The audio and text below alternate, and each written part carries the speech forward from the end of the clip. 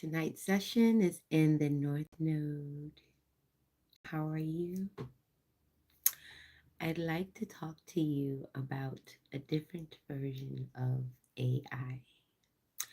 I've already drawn for tonight because I wanted to sit on the cards for a minute.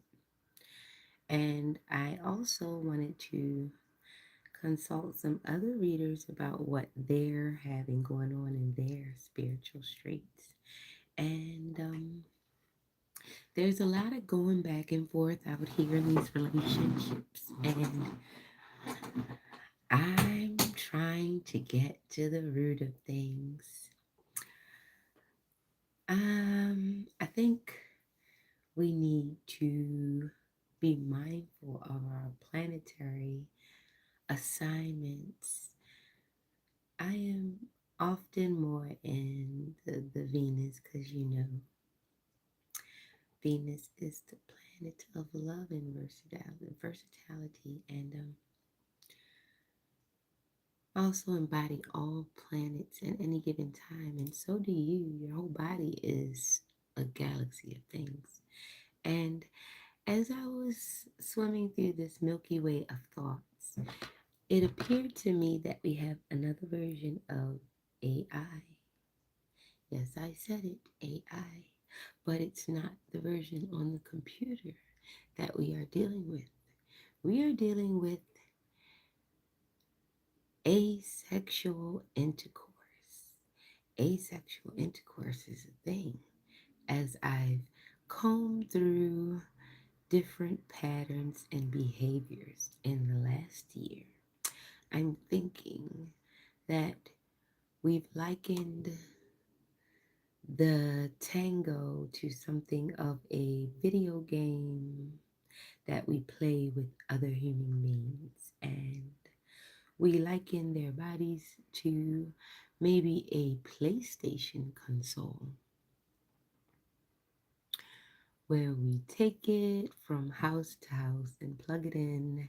And as long as there's Wi Fi, there's a connection. Even though the connection can be weak, and there will be 5 bars, and then 4 bars, and then 3 bars, and then 2 bars, and then there's no connection, and you've left, leading you to look for Wi Fi out here in this world. So, as this AI continues, it's asexual intercourse where you're no longer connecting this thing with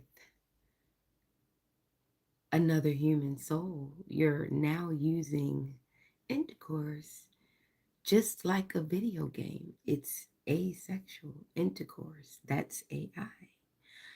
Now, when you make connection with other people, you don't see them as people, you see them as a video game to be maneuvered through certain buttons you've learned in. Oh my gosh, I hit a Tekken power move, and it's exhilarating to see these moves done over and over again, not knowing that you've likened it to a challenge across the waves, never really connecting with the person in front of you.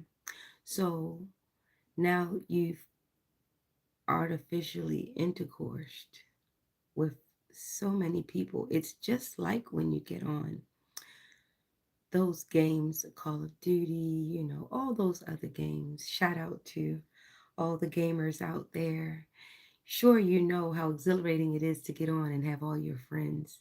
It's the same as, that group thing that people do. It's just more risque at times, depending on what's happening.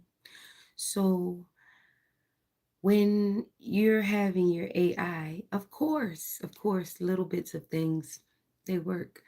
When you're and let's be clear, I want to put it in a layman's term. I'm talking about masturbation. While it can keep the population safe at times, it also endangers us in such a way and where we have disconnected with it and there is no more emotional connection with the actual act.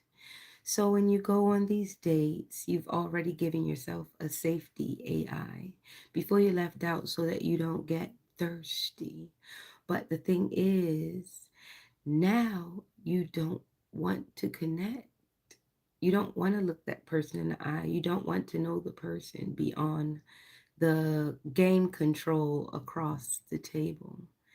You're trying to figure out what the power move is to get the final victory. And you want to take off in this spaceship. But the thing about spaceships, the astronauts have to learn the spaceship. They have to learn the controls. They have to know the pressure. They have to know what to do, what to consume, what buttons to press in order to land back safely on Earth, because that is the goal, right? You want to return back to Earth safely. So when you take off on this AI spaceship, remember that you do want to come back down to Earth safely. So I think that may be the reason why it's so expensive to shoot off a rocket. Because it takes fuel. So let's do that one. Conserve some of your fuel. Yes, test runs are good, but how much fuel will you really burn up on test runs? Save some for the real launch so that you actually reach another planet successfully and you don't crash out. Okay, Comet? Thank you for enjoying this North Node message.